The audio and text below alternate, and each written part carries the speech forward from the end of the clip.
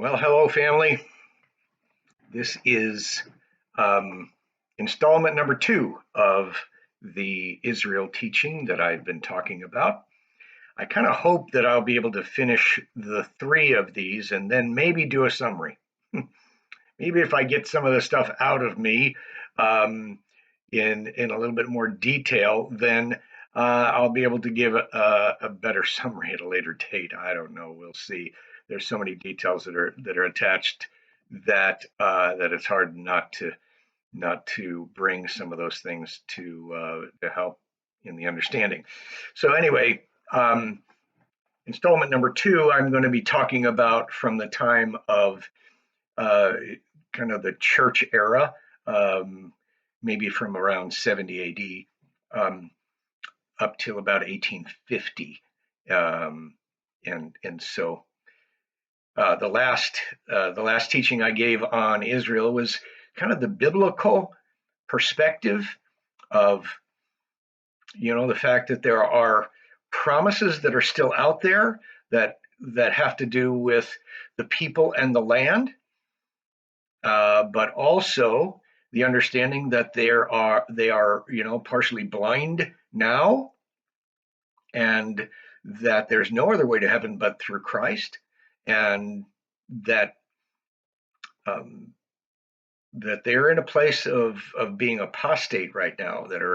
They have denied the Jewish Messiah, and so therefore they're partially blind. And in Romans 11, it talks about them being temporarily blinded so that the Gentiles can come in. And so the whole Gentile world is, benefited um, because of what has happened. And but but it sure seems like, according to some of those unconditional promises that God gave, that God is not done with the Jewish people yet, and they seem to play a different role. They're talked about as being those that hold the oracles of God, that they were the people that you know the Christ child was brought through that lineage, and that the law is good, and that God created mankind, and it's the same God that chose Abraham, and he is good to his word. And so there really is this tenuous place that is not easy to ascertain, but God's not done with them yet, and there's a promise for their salvation to come. And um, and the people that are known as those Jewish people, uh, that was the birthing place of the church. And the church was actually modeled off of the synagogue model. Um, we have very deep Jewish roots, and um, you know that's why we call it a Judeo-Christian worldview that comes from a scriptural understanding and a tie to um, to the whole story from Genesis to Revelation. Um, and I told you last time that the Jews still waiting for a political Messiah, because they don't really separate a whole lot of the physical and the spiritual. They kind of, those things are very connected. And even the promise of salvation, even in the New Testament, is is attached to the resurrection of our physical bodies. And that's a very Jewish mindset as opposed to a Greek mindset.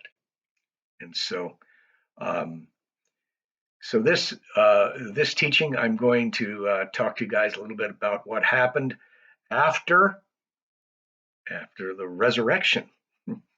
And the Jews eventually, over time, rejected this little sect of Christ followers, and they were labeled Christians, Christ followers. And the Jewish people made a break, and the Christians made a break. because they were proclaiming something that the Jews could not and would not accept, in that Christ, who was a Jew, was also God. He was the Messiah, and he came as the suffering servant. You might ask, Isaiah 56 and some of the what we would look at as very blatant, um, prophecies of the life of the suffering servant, Christ Jesus, um, how the Jews would look at that. And most of the time they view the suffering servant as the Jewish people as a whole, and that they have suffered under the evil of the present evil age, and um, and that is the equivalent for those Old Testament prophecies. Now, we, I believe, that we don't have blinders on our eyes and we see, no, that is Jesus. But they're blinded to some of those things. But boy, when they come alive and they have that root of the Old Testament pictures and understanding and the full storyline, it can be alive and great. And so we have a hope. We pray for the Jewish people that they would come to know their Messiah, who was a Jew. So we covered that last week. And this week, I want to pick up at the time of 70 AD and the Zealot uprising that took place in Israel. And many times that's referred to as the Great Diaspora. I'm not sure that I would agree with um, that way of thinking, that it was the Great Diaspora. I think there were several diasporas. The dispersing of Jewish people. We see the 10 tribes of Israel that are taken by Sennacherib and the Assyrians, and we see the Babylonian captivity, and they're dispersed. And many of the Jews stayed in what is present day Babylon, or present day Iraq, and many of them remained there. Matter of fact, there was a large um, Jewish population with many rabbis that did a lot of the writing of the Midrash and some of the Jewish teachings, or commentaries on Scripture, commentaries on the law. And so, but there was a massive dispersion of Jews at 70 AD. So there was this zealot uprising to cast off the restraints of the Roman Empire, in 70 AD, and under Titus, who was the general and then became emperor in time to come. Titus came in and crushed this rebellion, and it was a brutal time where, if you look at a map between Jerusalem and Damascus, these two cities, Damascus is north of Jerusalem, and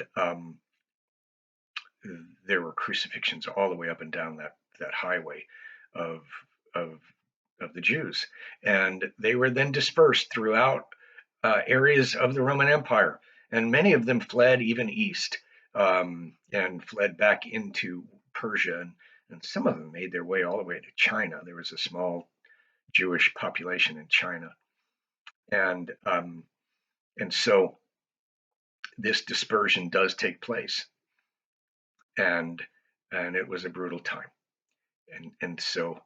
But what's interesting is that the land was still called Israel. It was still called, the land of Jacob, the land of Israel, the land of the Jews, and that name was right there, with them through that, and then was even known as that as time went along. Not all the Jews were dispersed in 70 AD. There was still quite um, large population of Jewish people that lived in Israel, and It brings us up to the time period of 138 AD. And this is the time where Hadrian is ruling as emperor in Rome. And there are many Jews that are still living in Israel. And there's a guy by the name of Bar Kokhba. I'm sure I'm butchering that name, but he was a Jewish man who is kind of almost a messianic kind of figure, who was another one of the zealots that raised the people of Israel and to remove the Roman Empire. And it's another thing, just like in 70 AD, it's now 138 AD, and they rise up and they believe that they're going to, now have their freedom, and God is going to set up his kingdom in Jerusalem, and that didn't happen, obviously. That rebellion was crushed by Hadrian and the Roman, the Roman army. In the first uprising in 70 AD, the temple was torn down, just like Jesus said it would be. That brick by brick and layer by layer, it was torn down because the gold melted between the cracks of the bricks, and so the Roman Empire just took crowbars and broke every one of them apart so they could obtain the gold. And Jesus' prophecy was really true. But in 138 AD, there's still the Temple Mount on Mount Zion, but the temple's gone. Wailing Wall is still there. Those are foundation stones for that, in that area. But the temple is gone for the most part, just rubble. And Hadrian builds a temple to Zeus on the spot where the temple was. And he did this in order to shame the Jews. This is the second rebellion. They are, that second rebellion. They're still holding on to the fact that they have their own land and they want to get rid of the Roman Empire. And Hadrian comes in and says, "That's the end of that. That will never happen." And so there's a second diaspora under the Roman rule, and many of those Jews were dispersed throughout the Roman Empire at the time. But one of the things that was interesting is that you wonder where the name Palestinians or Palestine came from, and we questioned that. We assumed that it came from the Philistines, and that group of people were still there, and they were, they were functioning, and that was named after them. It's not the same as we think. It's a little bit more nuanced than that. Hadrian comes in and he builds that temple to Zeus on the Temple Mount, and then he says, in order to shame the Jews, in order to tell you, you no longer have a land. Your land is no longer named after you. Your people are to be dispersed, and we are going to do everything we can to shove this in your nose. He renames the land after the arch enemies of the Jews in biblical times, which was the Philistines. But if you remember last week, I told you the Philistines were already completely wiped out. There was no Philistines, and the Philistines had European DNA. They're gone as a people, mostly at the time of the Assyrians. The same time that the lost 10 tribes of Israel were taken by the Assyrians and dispersed throughout the Middle East. So we get this name of Palestine or Philistine based upon a Roman emperor's decree in order to shame the Jews, not anything based on a living people group that was functioning in that area. It was based upon the old biblical account of the arch enemies of the Jews. So that name sticks because in Western world, the emperor ruled. He was God. And so the name Palestine stuck from the year 138 AD. So now the Jews are down to even a smaller remnant in that land. But they've held out a desire for their holy land and their promised land forever. They were dispersed during the Babylonian captivity, and it was for a temporary time, and then they were judged, and then they turned and they came back and they gave up idolatry and they re-inhabited the land. The removal of Jews from the promise and the promised land many times is associated with judgment, that God removes them. But there's the promise that it's forever, like I talked about last week, to Abraham. And when that land is going to be restored, that's up in the air. Many Jews believe that it would be restored when the Messiah comes, and then the land will be restored. I think that's certainly true, but I also believe that there's a time when that land will be restored to them, because in Jeremiah it talks about it talks about the day of trouble for Jacob, and that day of trouble is is where the world comes against, and everyone turns their backs upon the Jews, and then they are put into a place where they're going to be wiped out, and then the Messiah comes. Now, that aligns a lot with our book of Revelation, where we see the reference to the Battle of Armageddon taking place, at least in that area. Whether it's in the exact Armageddon area or not, I don't know. But there is a people living there that are Jews, and that people will be in big trouble, because the world is going to come, and the Gog and Magog, and these things that are spoken about in the book of Revelation, and in the book of Daniel, and many of the end time prophecies. And so when does Israel become Israel again? When does the land go back into the hands of the people?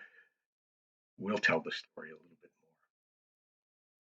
The Jews have also always desired for the restitution and the coming together of the lost 10 tribes, along with the tribe of Judah and Benjamin, and that they would come together in their land.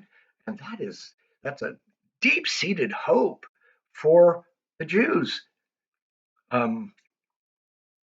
If you look at Ezekiel 37, it talks about the stick of Judah and the stick of Israel being bound together, and Harry has referred to this. But that divide will be meshed together, and there will be a returning of those lost 10 tribes, along with Judah and Benjamin, and that there would be a king that will rule this messianic figure. And so the Jews are holding to this to this idea of restoration to their land, to their promise. I think there's real validity behind that because of what is spoken of that I talked about last week. Um, so there's at least 4 diasporas that take place, and maybe more if you consider, after Abraham, the people ended up in Egypt, and so. But there's the Assyrian diaspora that took place in 732 BC, and then Rome in 70 AD, and Rome again in 138 AD, and and it's during these times where the Jews are dispersed throughout what would be the Roman Empire and many other areas on the globe. Um, but there's always a remnant that live in and around Jerusalem and in and around the Promised Land. It just becomes a remnant of their population. Brings us up to another time where um, there's another diaspora of the Jews. 622 AD marks the rise of Islam.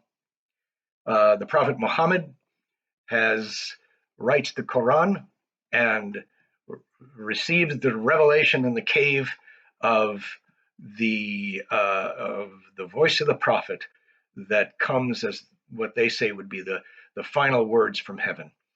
The Bible is corrupted. Jesus was just a good man and a good prophet, but he was not the Son of God. That can't possibly be. And he didn't resurrect from the dead. That's all been a made-up lie by the Western Church.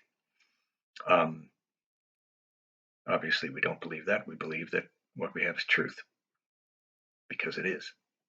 But the rise of Islam takes place, and there is a movement within Islam in order to take over land.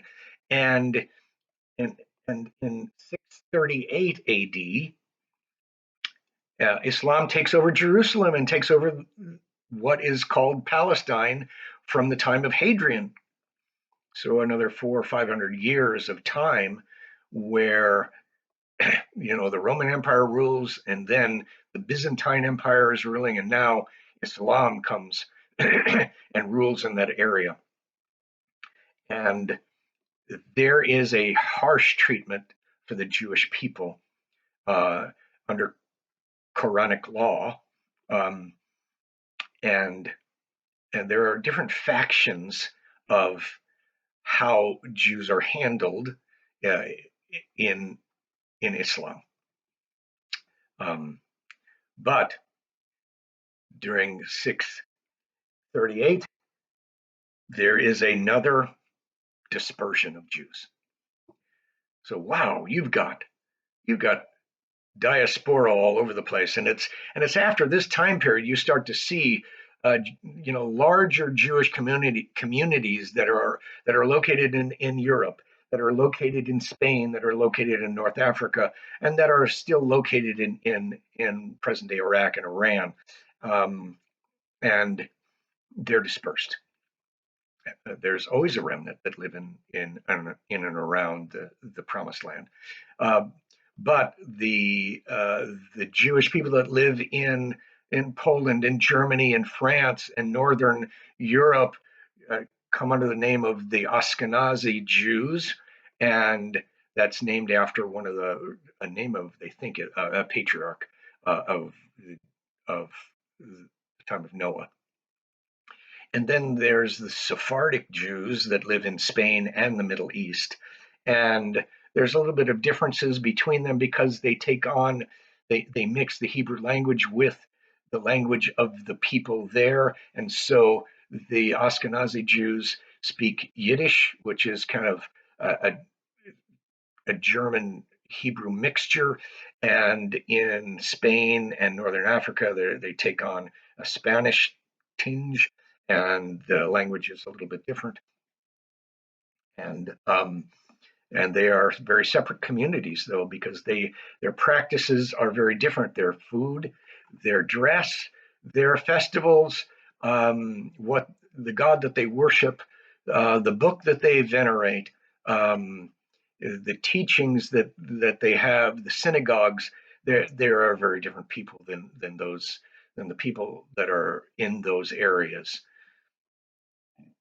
Um, Difference always has makes you an outsider, and especially since they were dispersed from their own land, now they're somewhere else. Um, they they weren't accepted very well over many years, and so this diaspora happens all over the globe. Now, I want to talk just a little bit uh, about some of the things that have to do with Islam. I am, you know, I'm not a Islamic theologian. I don't know all the ins and outs of all this stuff, but I just want to tell you that there are a few things that are fairly clear. Um, the and especially in the very beginning of of the movement that was Islam, and that still is, um, that um, what we would call radical Islam, and many of them were radical at that time, um, under the scimitar, the sword. There were forced conversions, and they would take over land everywhere they went, um, and it was pretty amazing, um, the rapidity that happened. But these ancient kind of fundamentalist teachings of Islam um, would be what we would call the radical Islamic worldview today, and that is what um, that is what Hamas, Hezbollah, Al Qaeda, the um, the Muslim Brotherhood, um, the PLO. There are many splinter groups, and Iran. The Ayatollahs hold to this.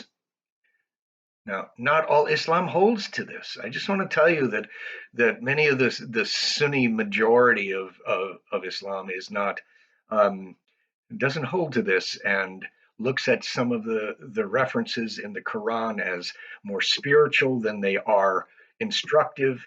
And so, there's a split in some of those things, but there's a large group of people that are part of Islam that hold to a very strict rule of Islamic law, Islamic rule, and what they believe is Islamic teaching.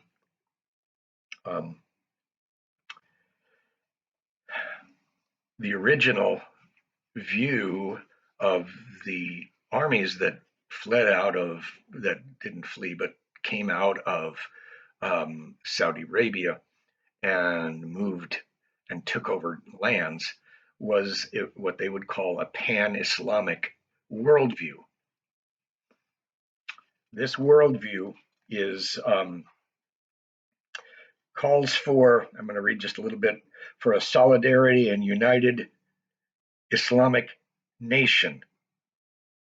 One nation, not a bunch of different nations that are under Islam, but one nation. One that would exist at the center of concentric circles that go out. The greater Islamic nation making up that ring, that place, and it should be taking ground all the time. The great caliph, so we get the word caliphate, um, would make up the entire Muslim Islamic world.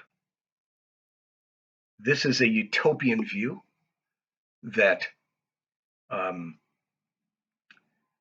that the Caliph, the leader of that pan-Islamic world, um, was commanded to engage in perpetual jihad or holy war against any non-submitting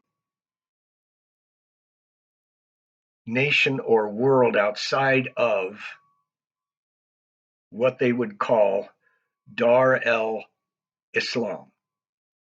Dar el-Islam is the utopian worldview where Islam rules the entire earth, and it is utterly controlled by Islam. And it is a picture of the oneness of Allah.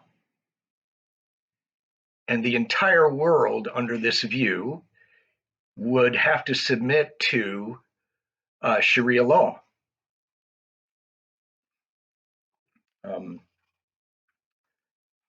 If you were to talk about an imperialistic view of the world, that certainly is it, where it is the entire world is under the rule of Islam, under Dar el-Islam. That's where they go with their theology. Those that are submitted to Islam in the Arabic world are called the Ummah, which means motherland. It sounds weirdly familiar with what Nazi Germany called it, fatherland. But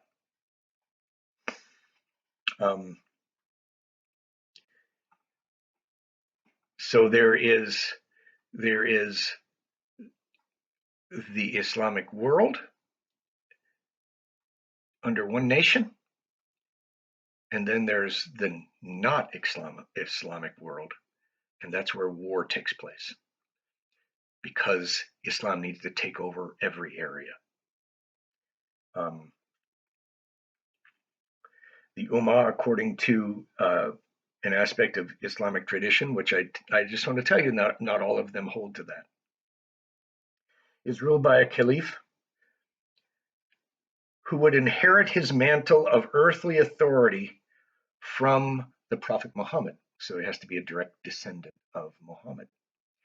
So where you have the two different sects of Islam, you've got the Shia and the Sunni, and they dispute lines of inheritance. Who gets that line? And that's where their dispute is. But the caliph is the one that is inherited into this, and he is the ruler. The caliph is commanded by Quranic and Islamic text to forcibly implement Sharia law, and is to lead the charge in perpetual jihad against the portion of the world that refuses to submit to Islam.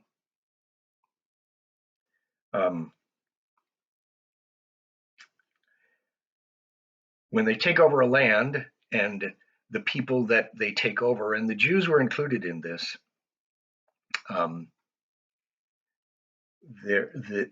the non-Muslims, the non-Islamic people that they take over are called, and I'm going to spell this for you, it's Dhimmi, the Himmi. And they are known because they are not Islamic. And they were tolerated within the Islamic world, and by some sects a lot more tolerated, by other sects like the Shias, not so much tolerated. But no matter whether they were tolerated or not, they were second-class citizens, and if they didn't submit themselves to Islamic conversion, then they had to pay a yearly tax that could be quite excessive in order to remain Islamic. This tax is called a jizya tax, and that still happens. Um, and every year they had to resubmit to that uh, and pay that tax. A lot of pressure, a lot of economic pressure, a lot of persecution pressure, and a lot of um, social pressure for the Jews and for Christians that were there. But the Jews in particular were singled out. Um, and so, anyway, um, there's also an expressed belief by those that hold to Dar el Islam, that hold to that, what would be a radical um, thing, a radical theology, um, is that any land that was conquered by Muslims at any time in history at all, no matter where it was, would be part of the WUF, WAQF, which means the Holy Trust, and it would be controlled forever by Muslims. So they still hold and say, we have a holy trust that we should give rule in areas such as Spain and North Africa and Palestine. So now it starts to give you a little bit of an understanding of what's the dispute going on right now over there. You've got these radical fundamentalist groups within Islam of Hamas and Hezbollah and the Muslim Brotherhood and ISIS and Al Qaeda and many of these groups, and they are progressing towards Dar el Islam, a one world Islamic government that they're trying to produce. There is no room for anyone else there. And I'm telling you that not all of Islam believes that kind of thing, but there's a big number that do. And um, so you can start to see where they in 638 took over Palestine and Jerusalem. They consider that forever in their rule. And that there is perpetual jihad on anyone who is outside of submitting to Islam. Put that in present day terms.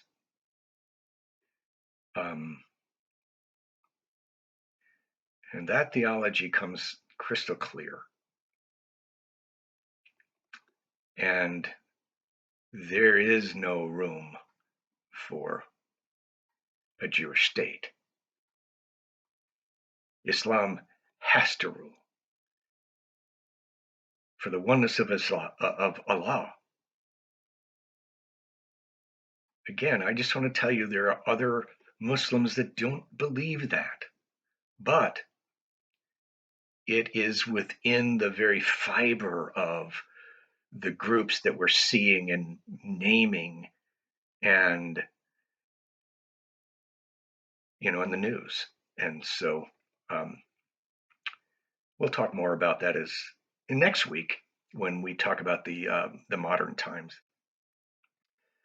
So the Jewish people are,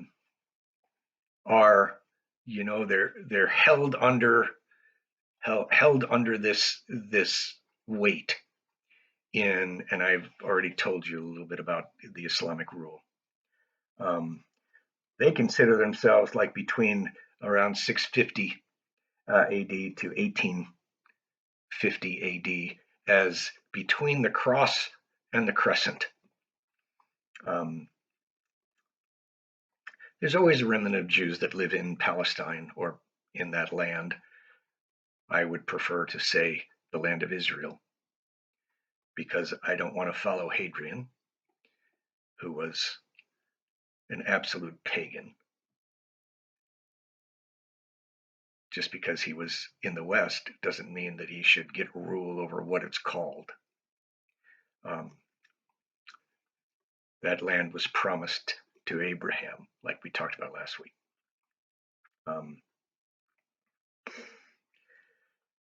But the Jews have fled, and they're now dispersed in Europe and North Africa and Russia.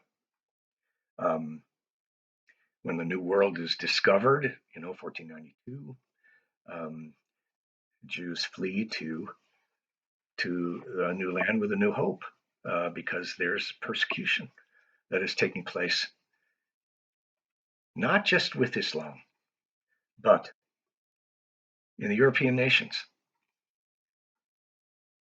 Jews were considered dirty, second-class citizens, even by the Christians. That's a sad commentary for us. I hate to think about that stuff. It just drives me nuts. But, the Jews were known as the Christ killers, as if our own sin and our own lives wasn't enough. We all needed a savior to cover our sin.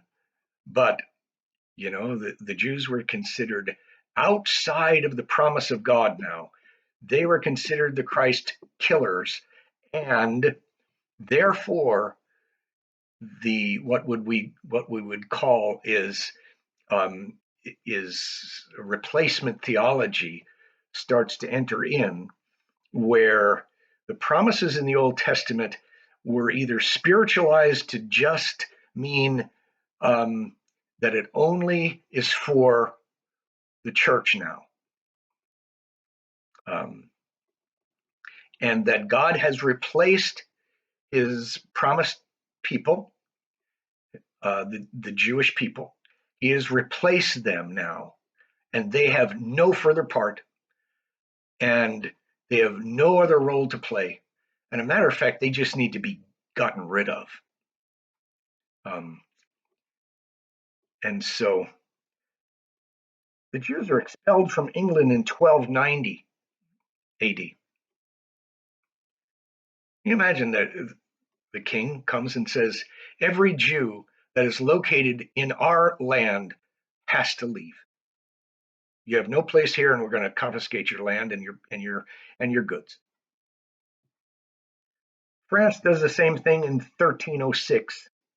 Spain does the same thing in 1492, and Russia in 1727. They expel the Jewish population, mostly because they didn't want their goods and they want what they have. Here's an interesting little weird story that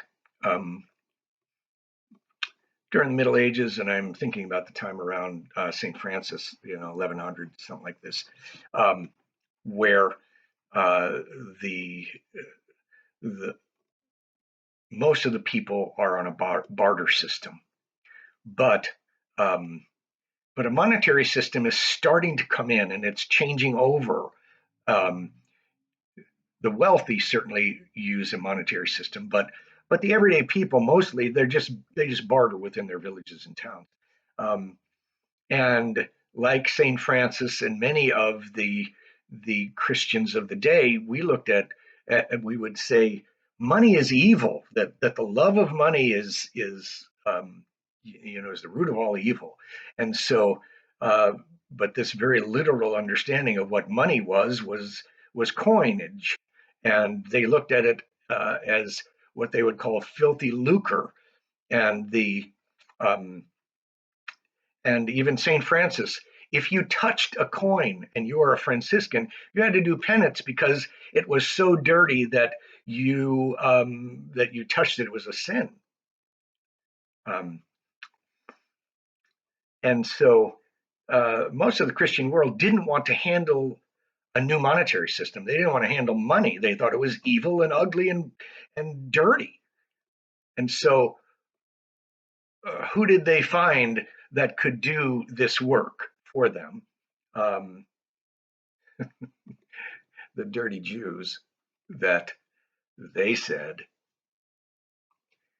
and can you imagine that a Christian, a Christ follower, would look at anyone and say, "You're dirty," as if we're not all dirty. Oh my gosh, it's just insane. But um, But the Jews then started to work within the banking industry and money industry and doing, loans and all those kind of things. And they started getting a reputation for being, the greedy Jew. Well, they started to make a lot of money, became very wealthy. And then the Europeans decided, hey, wait a minute, maybe money isn't that dirty. And now we want what you got. And there's a rise of anti Semitism in order to obtain something that the Jews were forced into, at least. Maybe not forced all the way, but um, but you get the point. Stories are starting, rumors are starting to pass around the European capitals and everywhere about, the corrupt, dirty people that are running the monetary system, and that. But in the end, what they really want is they want that monetary system, and they want to be wealthy. So anyway, it's a little weird story, but here we are with the Jews maintaining um, being a people in the midst of persecution in Islam and persecution in Christianity, and being kicked out of nations, and the storm clouds rising on who they were. Um, our friend Martin Luther was a at the end of his life anyway was an anti-Semite, and wrote about the Jews, and it was not good. um, I find it almost miraculous to think here is a people group that's less than 1% of the population of the earth. They maintain their identity for thousands of years under the rule of persecution and difficulty in anywhere that they lived. It's wild.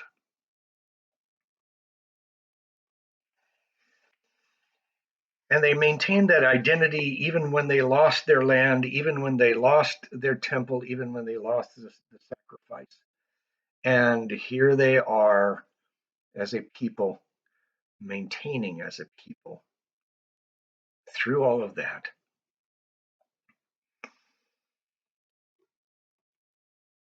And even under the pressure of forced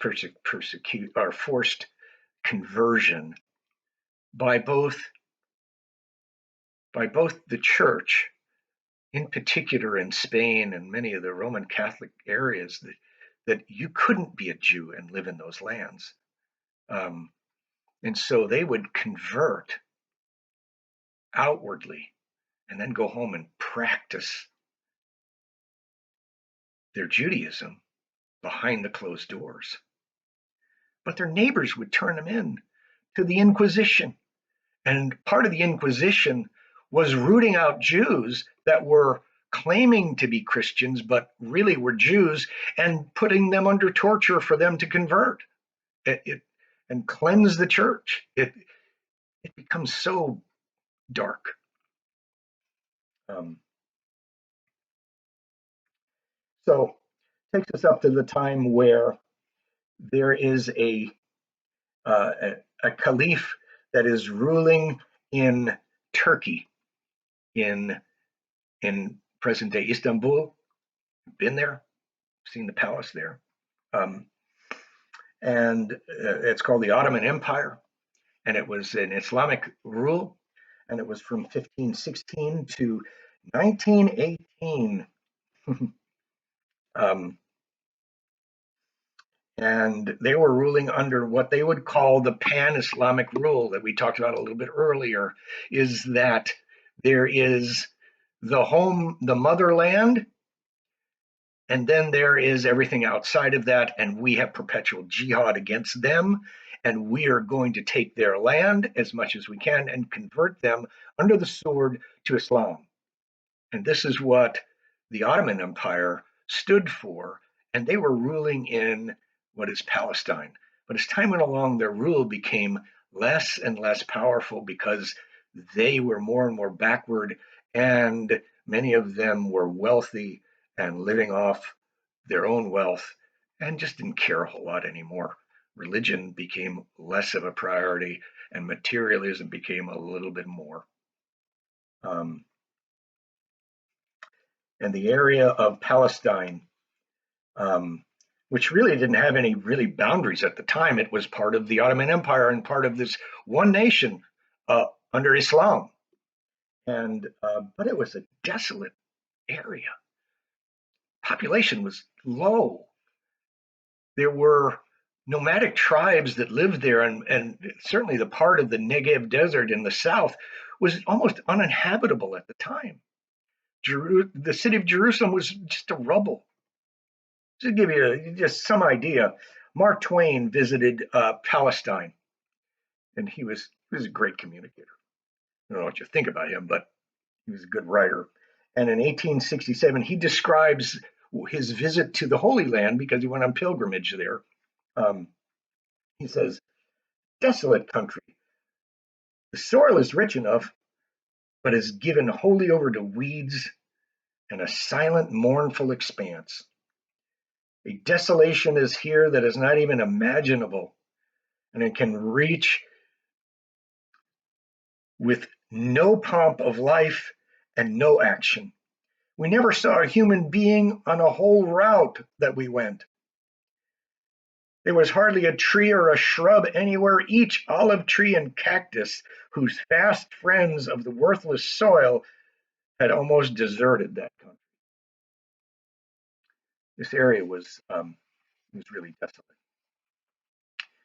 and the tribal people that lived there were nomadic. They were Islamic, but nomadic, and they were fighting between themselves.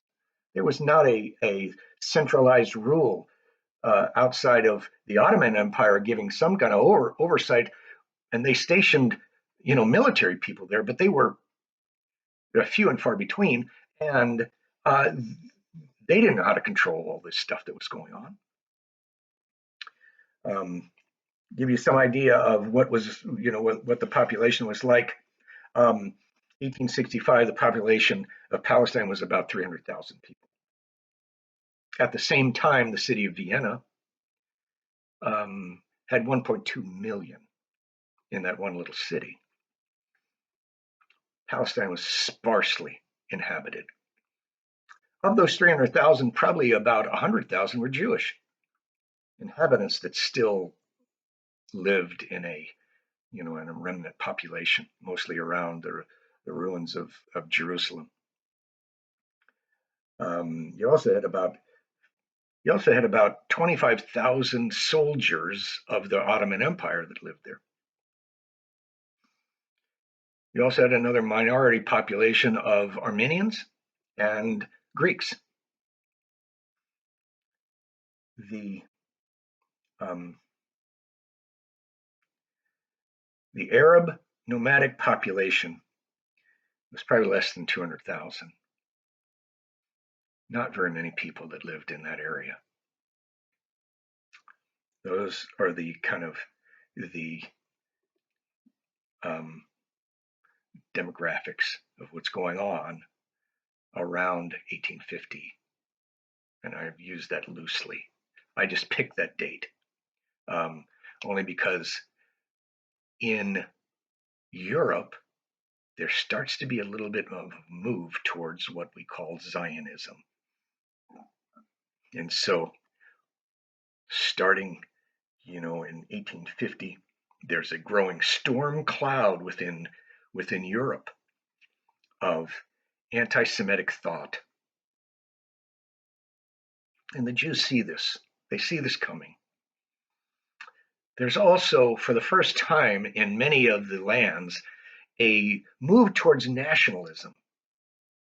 We're so used to that, but back then it was more kingdom oriented and not nationalistic. But people started to want to have a nation, the nation of France, or the nation of Germany, or the nation of Switzerland, and so there's this nationalistic movement that starts to, it's no longer these individual little feudal kingdoms and city states. It's starting to look like, hey, there might be an Italy rather than just, um, you know, the city states, and and so there's this movement towards nationalism, and then there's this anti-Semitism that's on the rise, and there's the Jews are there, and they're caught in the middle of this, and they start to go, I wonder if we should, because we want our own nation. We want our promised land, and we want to flee the persecution that's coming and start to immigrate into what would be Palestine. And there's a vacuum of authority and rule because the Ottoman Empire is not very strong, and and there's some migration that is taking place from the Jews that are entering into that land. And remember, some of the Jews that are leaving, and some of them are bringing with them some resource, and they have some wealth, and they come and they start to immigrate there, and they start hiring people for jobs and building the land a little bit. And some of the Arab people that in and around those areas start to see opportunity there and come in, and the Jewish people are hiring and setting up businesses, and they're kind of coexisting, fairly well. There are kibbutz that are starting in those early days. Those kibbutzim um, are kind of what would be communes, and they would go into areas and settle, and they would buy the land from the Islamic people that were living there. Um, Whether or not they paid a good price or not, I don't know. Uh, there could be some real issues as far as displacement of people, maybe fairly or unfairly, kind of like what the Americans did to the American Indians, paying them for their land, but not what it's really worth. Um, but but there was payments made, and these settlements were starting, and so now there's a growing population of Arabic people that are living there, and growing population from them coming in from other countries, from other areas, I should say, and Jewish people coming in from North Africa and from um, and from Russia because they've been expelled from these areas, and now their growing populations are happening in Palestine. And I'm going to leave you off right there. And we'll pick that up in our next teaching. In our next teaching, we'll pick it up from around that time where there's these things are transpiring, and and now there's going to be a little bit of conflict, and then a lot of conflict. And there, we'll talk about the miracle of the start of that nation, and then World War One happening, and after World War One, the Balfour Agreements, and also the Faisal-Weizmann agreement. There's a number of things that I'll talk to you about that will lead up to how things played out after there's newfound immigrants that are coming in, immigrating back to their land that they've always hoped would be the promised land. All right. Bless you guys.